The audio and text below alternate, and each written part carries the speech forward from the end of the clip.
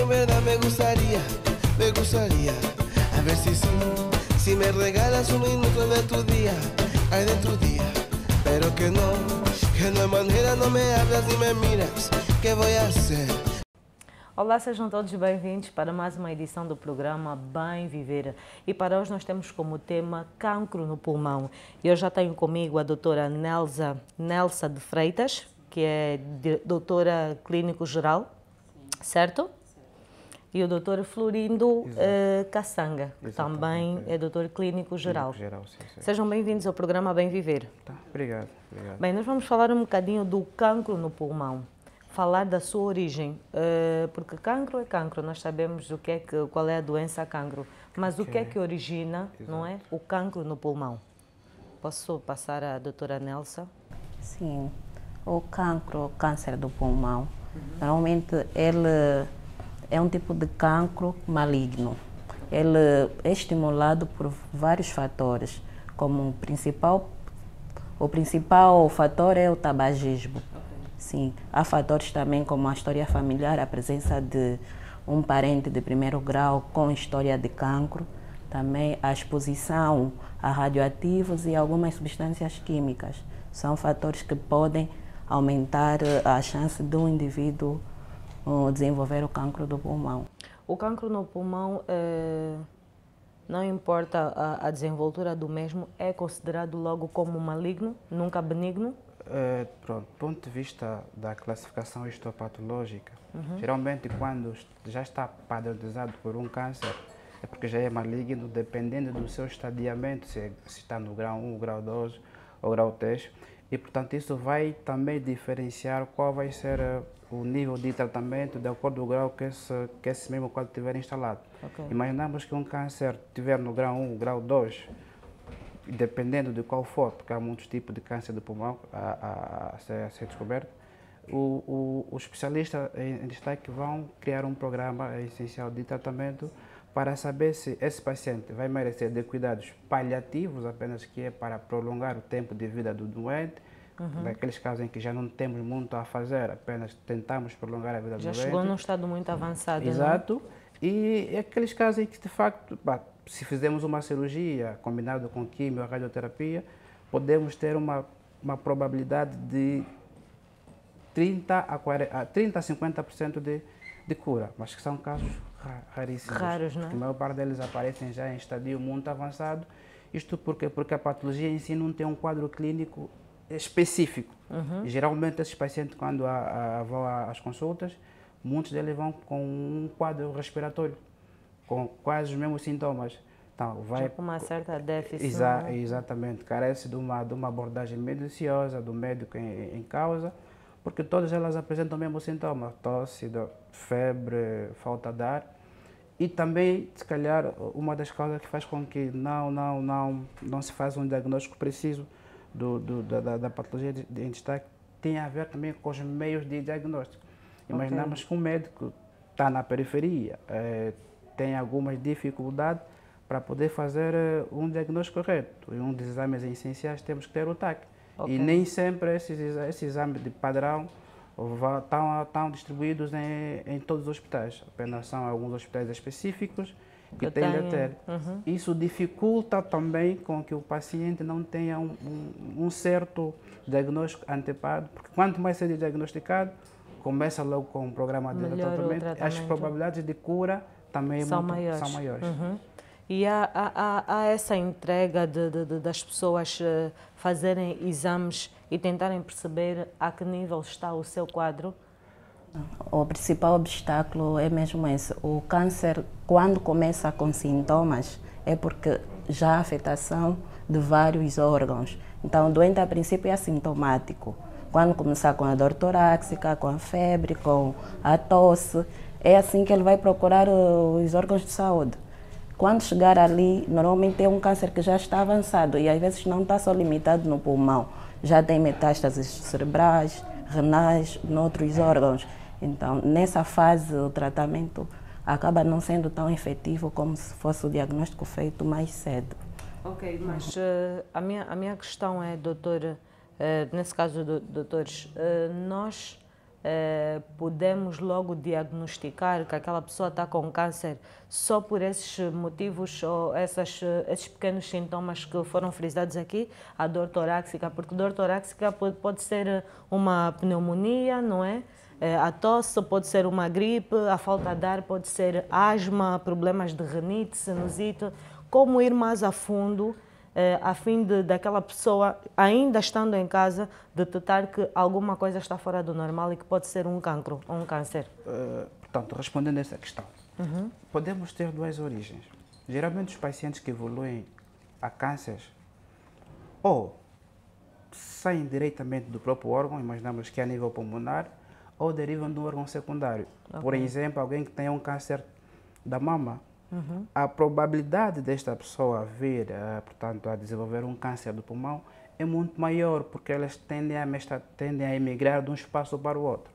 Agora, no caso de um paciente que entra a uma unidade hospitalar com um quadro de tosse, febre, perda de peso sem causa aparente, claro que o especialista vai ter que fazer uma abordagem minuciosa, descartar todas as patologias que fazem diagnóstico diferencial com as patologias do peito. Tuberculose, pneumonia, abscesso pulmonar.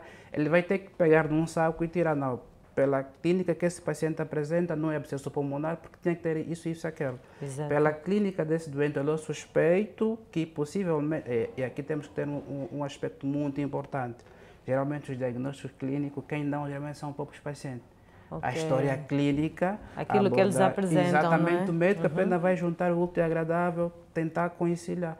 Imaginamos que eu tenho alguém que tem, há mais de 20 anos foi fumante, né, digamos assim. A probabilidade de eu pensar em câncer do pulmão é maior. Porque ele tem hábitos tabagicos.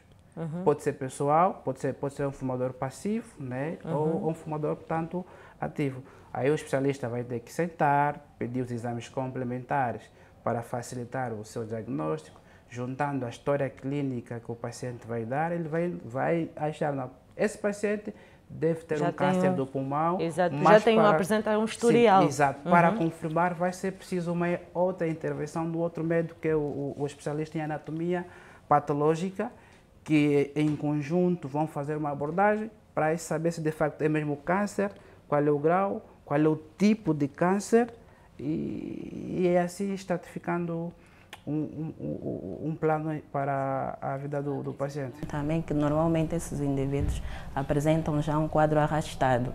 Dificilmente são sintomas súbitos. É um indivíduo emagrecido, que já refere de vez em quando uma tosse, uma dor, que depois não liga, só procura a unidade de saúde quando já está. Sim. E o TAC, como o doutor explicou muito bem, é o exame padrão. O TAC vai estadiar, vai ver em que nível está o câncer, e dali podemos fazer uma biópsia para análise histológica, ver o tipo de célula e indicar o melhor tratamento. Eu nunca vi, né? Vocês, acredito que, pronto, vocês são médicos e têm contato com a patologia. Como é que se desenvolve o câncer? Será que é uma bola? Ele pode ficar maior que a caixa torácica? Como é que funciona, doutores? A doutora Nelsa está um bocadinho assim, tensa ainda. O desenvolvimento, ele pode desenvolver-se de uma forma rápida ou de uma forma lenta, dependentemente dos estímulos. Uma pessoa que, no momento, se for uma mulher, imaginemos que esteja num período de gravidez, sabemos que há aumento dos hormônios. Então, a gravidez em si vai fazer com que haja também estimulação do câncer que ela acarreta. Já tem. Sim, então, pode ter uma evolução mais rápida. Então, depende muito dos fatores externos. Não, mas o que eu queria saber é como é que é o câncer? É uma bola, não é? São vasos, não são? Porque normalmente quando diz que eles se ramificam, tu imaginas em raízes, não é? É como se fosse assim, mais ou menos. Esse termo ramificar, né? O nosso corpo é composto por cadeias ganglionares. E esses gânglios, ela tem a função de proteger o organismo, uma espécie de defesa que está ali. Exato. Então, geralmente elas começam com uma massa ali e vão criando cadeias, vão seguindo a cadeia ganglionar, né? Provocando assim as suas metástases. Mas elas geralmente começam com uma massa. Essa massa origina portanto, de multiplicações de células anormais e que o organismo vê com isso como um elemento estranho. Então vai ter que atacar. Ao atacar aquilo, como são células com estruturas genéticas diferentes em relação ao normal, é visto como um corpo estranho e tende a formar uma massa mesmo, vamos imaginar uma massa, os padeiros, né? Não tem uma forma específica. É geralmente de acordo ao tempo, também depende muito da sorte, né? Independentemente de cada um, preciso ter sorte, porque eu posso ter câncer, mas ela não vê com grande impacto em relação a outra pessoa que o fez. Quais são as chances de sobrevivência do mesmo? Tudo depende do estadiamento, em que nível o câncer se encontra. Se for um câncer limitado ao pulmão, pode-se remover com uma cirurgia e fazer quimio ou radioterapia. Mas se tiver já metástase, quer dizer, o câncer já se disseminou para áreas, se for a axila, já ramificou em outros lugares. Então, aí tem que se fazer uma radioterapia mais ativa ou passar para a imunoterapia. Mas nem tudo se opera, né, doutora? Até pode-se dar o caso de ramificar ou até não ter ramificado, mas nem se pode mexer ainda, não é? Prontos, para se chegar a essa ideia, na equipa médica, relação custo-benefício. Nem tudo se opera, tem que se ver qual é o tipo do câncer que tem, quais são as células específicas. Se calhar ele está ali num sítio, não vai comprometer o órgão. Okay. Deixa ali, ninguém mexe. Imaginamos que está a nível, ramificou a massa, está a comprimir as estruturas cardíacas. É uma cirurgia de risco. Então, a probabilidade de ser operado, por mais que o especialista queira entrar, ele vai ter que pensar, esse doente pode me morrer na mesa. Então, vou preferir tratar clinicamente com sessões de quimio, radioterapia, que posso lhe dar a possibilidade de ter mais vida, do que me morrer num bloco operatório, porque eu quero fazer a incisão daquela massa que está inserida. Já aconteceu, doutores, de receberem um paciente com o cancro no pulmão e o mesmo fazer os exames de anestesia e não funcionar, não poder ser operado? Geralmente, digamos assim... Há pessoas que não se dão com anestesia, né? É raro. Geralmente, o doente, quando vai para o bloco operatório, tem um pré-operatório, onde o doente é estudado, esses elementos todos, se de facto faz alergia a alguma substância, né, que vai ser usada do corrente desse processo. Mas acontece e como tudo. Aí se recorre a esse processo que o doutor acabou de dizer, não é? Só mesmo os medicamentos e só Deus mesmo para operar também, não é? Clinicamente ele vai ser seguido ambulatorial. E depois o que acontece? Geralmente esses doentes têm de ter um aporte psicológico muito forte, porque muitos deles acabam caindo em depressão, já não aparecem em consultas para o devido segmento, porque às vezes também o doente tem que ser disciplinado. Exato. E muitas das vezes, olha, muitos continuam a fumar, não é? Como que ele já põe na cabeça, já vou morrer, então vou continuar, não é? E chamar aqui a atenção que a ideia que se tem de que quem apanha o câncer é só o fumante, atualmente, de acordo com novas pesquisas, digamos, é errado. Não é errado, pronto, tem relação benefício. Porque já houve casos de pessoas não fumantes. É relativo, é como o câncer agora, nós antes ouvíamos muito que quem tinha eram só as pessoas de 70 a 80 anos, hoje já temos crianças a terem... isso também advém de um fator... A leucemia, o cancro no sangue e outros. Noutra hora, no passado, aqui diz sempre o Dr. Ngueb que nós somos o que comemos. Noutra hora, as nossas alimentações eram mais naturais. E atualmente nós estamos a passar a comer muita coisa... Fast food, transgênicas. E estes elementos todos, claro, codificam... Já vêm alterados. O código genético qualquer um, a longo prazo, desenvolve-se. Olha, era mesmo um ponto que eu queria tocar com os doutores.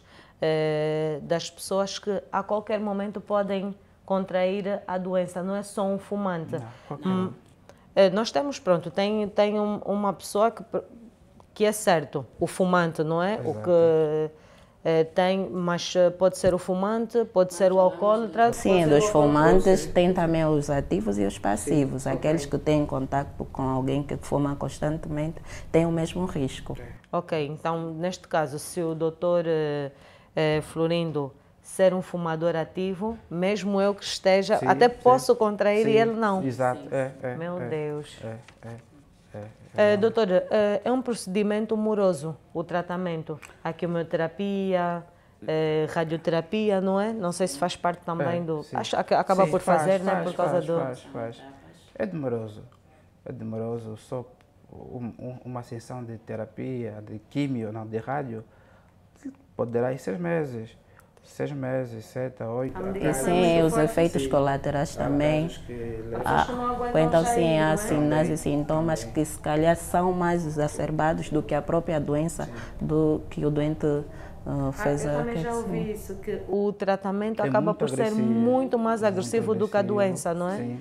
Aí tem a ver também com aquilo que o doutor disse, a boa alimentação, a boa disposição do paciente, não é? E o equilíbrio emocional. Muitas vezes eles desistem mesmo por causa disso. E qual é o vosso papel? Acredito que o vosso papel também é preponderante naquilo que é a mensagem positiva aos pacientes, não é? Ser amigos, nós já sabemos que a nossa vida aqui é tão corrida. Muitas das vezes temos que sair de um hospital para uma clínica, de uma clínica para um ambulatório. E pronto, sabemos que a vida dos doutores é muito corrida. Vocês são os segundos deuses, não é? Aqui na Terra, depois do maior, né? Aquele o Criador. Mas eu acredito que para vocês também acaba por ser este papel fundamental em cativar o doente, estar ali. Porque com essa correria nós sabemos que há médicos mesmo rabugentos, que já nem têm paciência. Não tomaste o medicamento, olha, vais morrer. E nós sabemos que isso acaba por pesar um bocadinho também o paciente. De que forma é que pode-se mudar esse quadro, doutores? Estaríamos a falar da empatia, né? E de facto há muitos profissionais, né? Devido a vários fatores também, que deixaram de ter esse lado. Imaginamos só, um médico que por dia ele tem que avaliar 30 pacientes, ou 10 ou 15. Por mais vontade que ele tenha de tratar alguém, essa pessoa também é humano. E vai ter sempre momento que vai falhar. Se calhar não é a vontade do médico que se calhar dirigiu-se mal. Ninguém acorda, hoje vou tratar mal.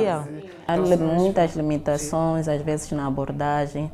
Há fármacos, recursos que precisamos para abordar os doentes que no momento não estão disponíveis. Isso abala o profissional, querendo ou não.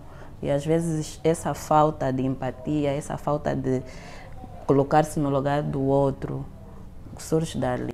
E também há pacientes complicados, não é? É relativo, mas independentemente disso, nós temos a função de tratar bem, por mais situações que tivemos a passar, deixarmos os nossos problemas pessoais para atendermos bem o nosso paciente, porque é por causa dele que nós existimos e nos damos, né, nos formamos para cuidar dele.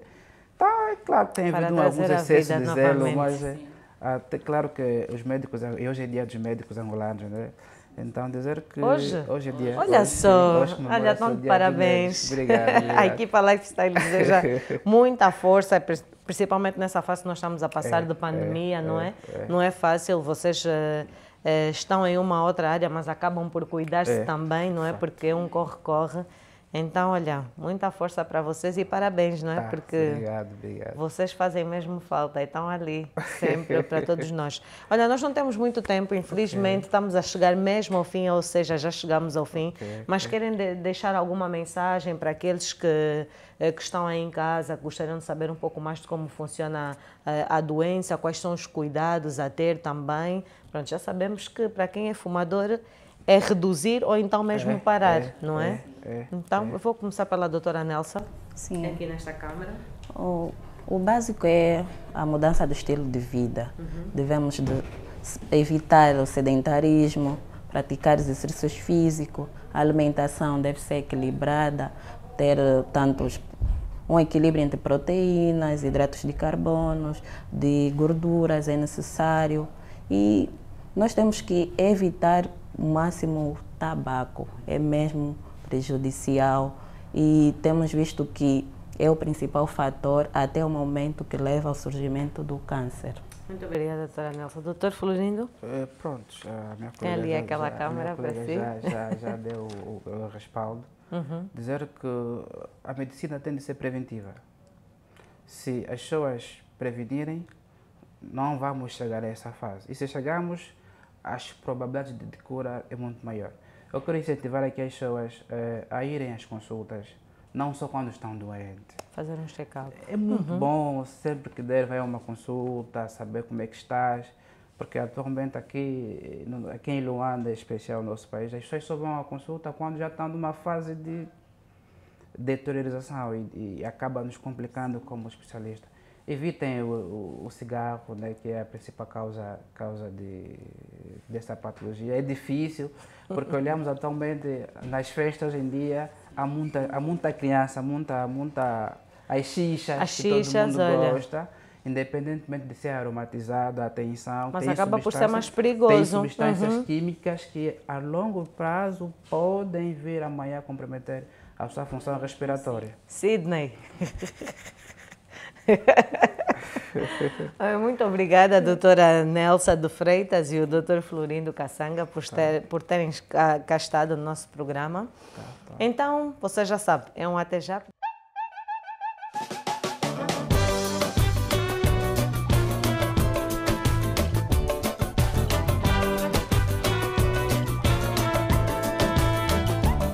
Ahí te vi, hace tiempo que en verdad me gustaría, a ver si me regalas un minuto de tu día, ay de tu día, pero que no hay manera, no me hablas ni me miras.